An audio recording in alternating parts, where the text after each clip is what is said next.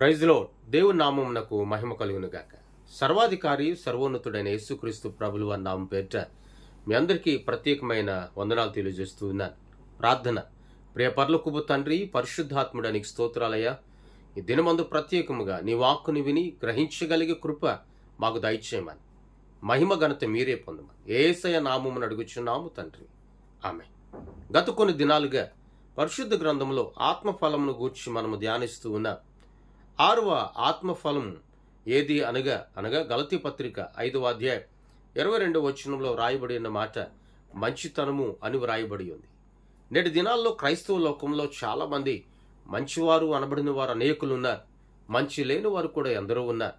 ఈ దినమందు మంచితనము అనేది నీ జీవితంలో, నీ బ్రతుకులో ఉన్నప్పుడు నీ బ్రతుకు అనేది దేవుని మహాకృప ద్వారా దీవెనకరముగా, ఆశీర్వాదకరముగా మార్చబడుతుంది.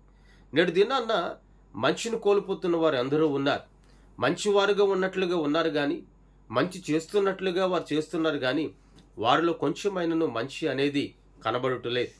లేఖనాల్లో మనం చూసినప్పుడు మన పితరులు, భక్తులు ఎందరో వారి మంచితనమును, మంచి జీవితమును అనగా ఆత్మీయ బ్రతుకును, ఆత్మీయ జీవితాన్ని చాలా జాగ్రత్తగా వారు కాపాడుకొని ఉన్నారు. ఇస్సాకును బట్టి మనం చూసినప్పుడు గెరారు లోయలో బావి తవ్వినప్పుడు 2-3 చోట్ల బావిని త్రవ్వినప్పుడు వారు వివాదమునకు వచ్చారు.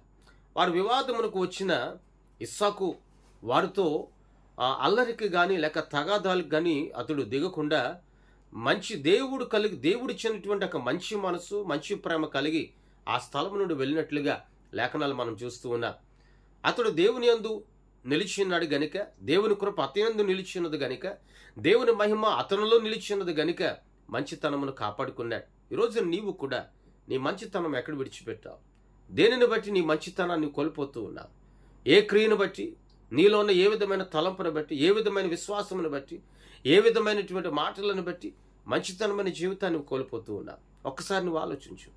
ఈ రోజున ప్రతిదినం అలవాటుగా చేసే పనులు కొన్ని ఉంటాయి, వాటిని తప్పక నువ్వు చేస్తావు. ప్రతిదినం అలవాటుగా చేసే పని తినుట.